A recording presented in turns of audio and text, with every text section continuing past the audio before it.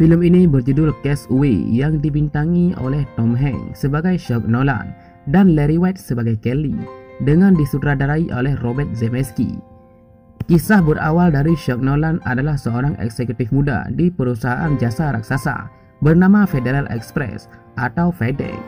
Meskipun gila kerja, Nolan tetap memiliki impian untuk hidup berkeluarga. Sebelum perjalanannya meninjau cabang FedEx di Malaysia, ia melamar tunangannya bernama Kelly. Sayangnya, ia tidak berhasil kembali lagi ke New York untuk menunaikan janjinya menikahi Kelly. Pesawatnya mengalami kecelakaan dan hanya ia sendiri yang selamat. Nolan terdampar di sebuah pulau terpencil tanpa setitik harapan untuk dapat kembali lagi. Dengan kalender yang ia buat sendiri, Nolan dapat mengira-ngira berapa banyak waktu yang sudah berjalan. Setelah 4 tahun terdampar, Nolan berniat untuk kembali ke New York.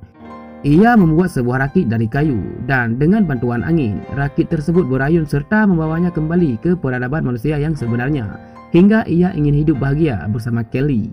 Seperti apa perjuangan Chuck Nolan? Yuk simak videonya.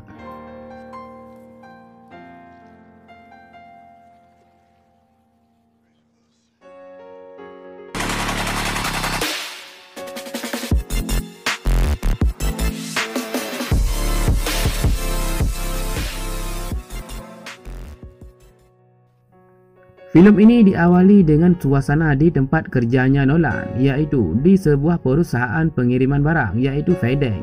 Nolan terlihat sedang memberi arahan pada anak buahnya agar bekerja lebih semangat dalam mengirimkan paket ke pelanggannya.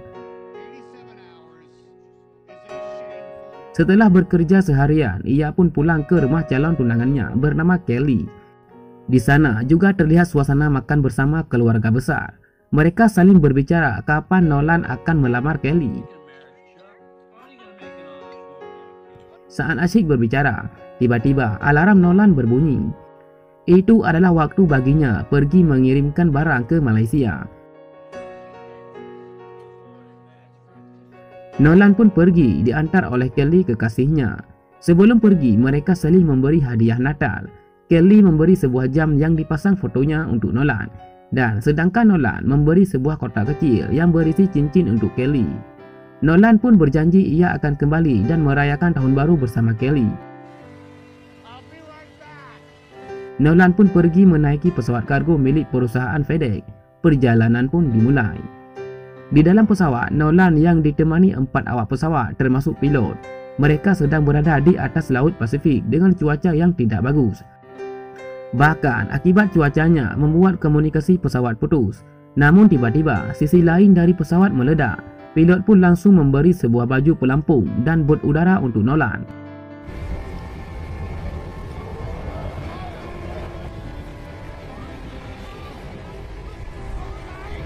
Dan memberitahunya bahwa mereka akan mendarat di air. Pesawat pun jatuh ke air. Nolan yang langsung menggunakan bot udaranya, ia pun langsung terbawa ke permukaan air berkat bot udaranya itu. Sedangkan pesawat serta krunya langsung tenggelam bersama. Di tengah laut serta badai yang melanda, Chuck Nolan yang terombang-ambing oleh ombak dengan kegelapan malam. Akhirnya, ia pun mendarat di sebuah pantai. Ketika ia terbangun di pagi hari, Nolan pun berada di sebuah pulau. Ia tidak tahu sedang berada di mana. Ia juga mencoba memanggil orang, mungkin ada orang yang tinggal di sana. Nolan juga menemukan beberapa paket FedEx yang terbawa ombak laut dari pesawat yang ia naiki. Keesokan harinya, Nolan menulis kata help di pinggir pantai agar jika ada yang melihat mungkin ia dapat pertolongan. Kemudian, ia lagi-lagi menemukan paket FedEx yang terbawa ombak. Nolan pun mengambil dan mengumpulkan paket itu. Mungkin nanti ada barang yang berguna di dalamnya. Tiba-tiba, di dalam semak hutan, ia pun mendengar suara aneh. Nolan pun panik dan memanggil, mungkin ada seseorang.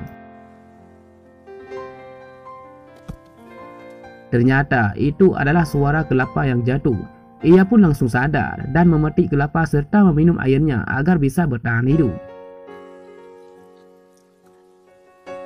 Setelah itu, Nolan pun mencoba menyisiri sisi lain pulau itu. Mungkin ada orang lain. Ia juga mendaki ke bukit yang paling tinggi agar bisa melihat ke semua arah. Kemudian dari atas, Nolan pun melihat seseorang yang terbawa ombak di pinggir pantai.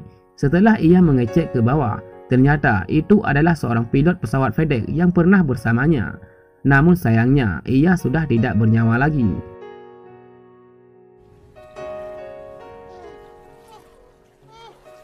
Nolan pun sebelum mengubur sang monyet pilot, ia mengambil beberapa barang yang ada di tubuh monyet itu, seperti sepatu dan senter. Setelah itu, Nolan menguburnya.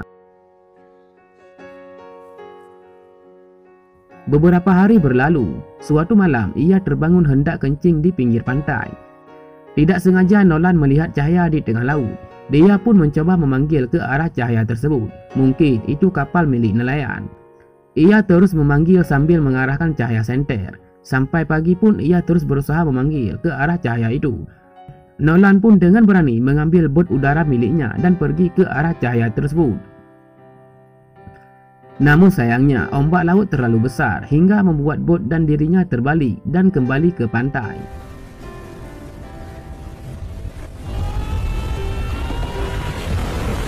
Malam pun tiba disertai badai. Ia mencoba masuk ke dalam gua dan berteduh. Keesokan harinya, Nolan mencoba membuka isi paket yang ia kumpulkan sebelumnya.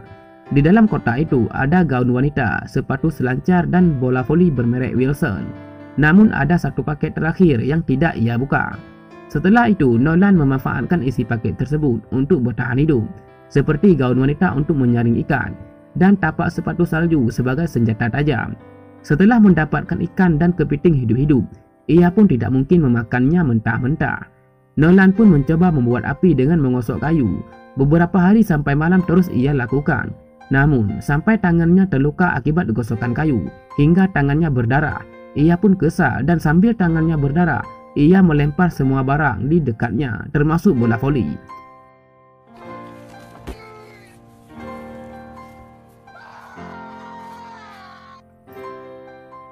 Setelah emosinya reda, Nolan kembali melanjutkan menggosok kayu agar mendapatkan api. Namun tiba-tiba ia melihat bola voli yang membekas darah dari tangannya. Nolan pun membuat bentuk mata dan mulut pada bola voli itu agar terlihat mirip seseorang.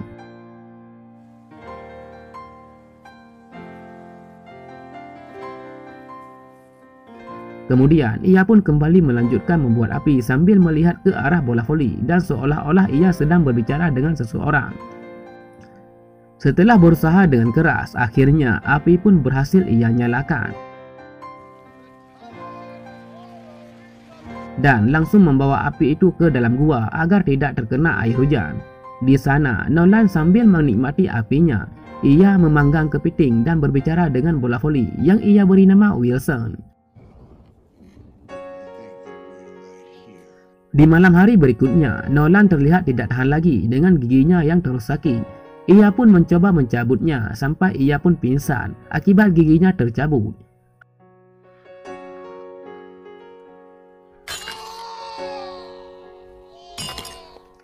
Hari demi hari terus berlalu. Cerita berlanjut ke 4 tahun kemudian. Tentu saja penampilan Chuck Nolan sudah berubah. Rambutnya yang panjang serta janggutnya yang lebat. Bahkan bola voli yang diberi nama Wilson juga ikut berubah. Terlihat bola voli itu yang dianggap teman oleh Nolan diberi ranting-ranting kayu agar terlihat seperti rambut. Nolan pun sudah mahir dalam menangkap ikan serta terbiasa memakan ikan mentah-mentah.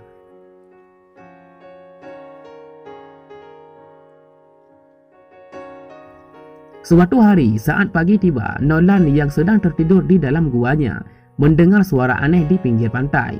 Ia pun segera mengeceknya. Ternyata itu adalah kepingan dari pesawat yang dulunya jatuh bersamanya. Ia pun segera mengambil kepingan pesawat itu dan menancapnya di pasir. Sambil duduk dan melihat ke arah kepingan pesawat, Nolan lalu punya ide agar ia membuat sebuah rakit dengan kayu. Dan dengan kepingan pesawat yang ia temukan sebagai layar penahan angin untuk ia kendalikan.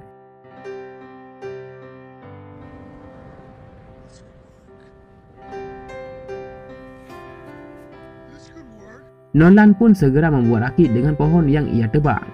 Setelah selesai membuat rakit dengan kayu, Nolan harus menunggu beberapa hari agar mendapatkan arah angin yang pas. Beberapa hari menunggu, akhirnya Nolan pun siap pergi. Perjuangan Nolan dan bola voli Wilson pun dimulai. Diawali, Nolan harus melewati gelombang ombak yang besar. Di sini, ia harus berjuang agar rakinya tidak rusak. Akhirnya, Nolan pun mampu melewati beberapa ombak yang besar.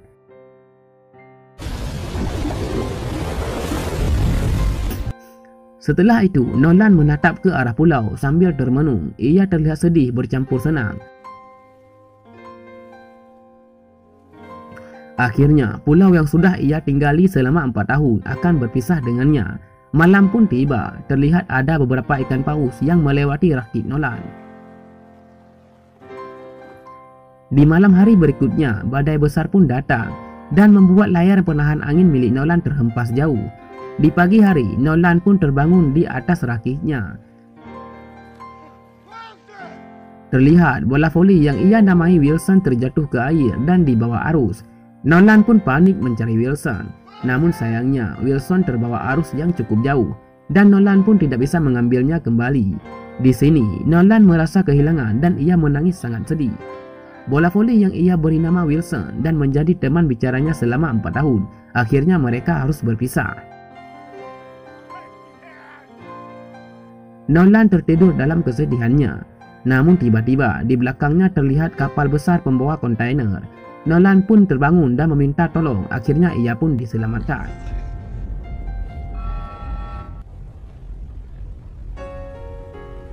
Kabar selamatnya Nolan langsung sampai ke telinga calon tunangannya bernama Kelly. Ia pun terkejut dan pingsan. 4 minggu kemudian, Nolan di dalam pesawat akan menuju tempat tinggalnya. Semua para staf perusahaan FedEx merasa senang dan membuat pesta atas selamatnya Nolan dari kematian. Bahkan, berita itu langsung viral di televisi atas hidupnya syok Nolan setelah kecelakaan 4 tahun yang lalu.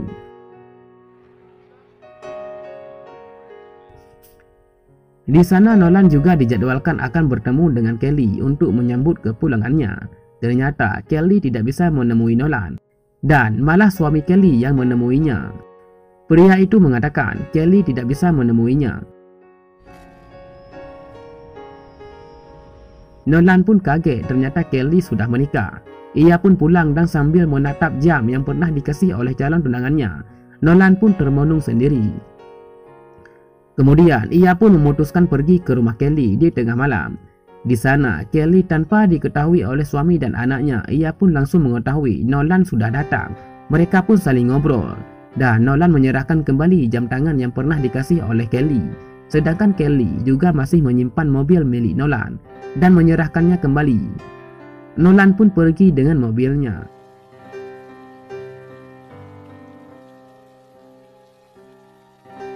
Di akhir cuplikan diperlihatkan syok Nolan pergi mengantarkan paket yang berlambang 2 sayap. Paket yang satu-satunya yang tidak ia buka waktu terdampar di pulau. Dan menulis sedikit pesan di paket itu. Nolan merasa paket tersebut menyelamatkan hidupnya.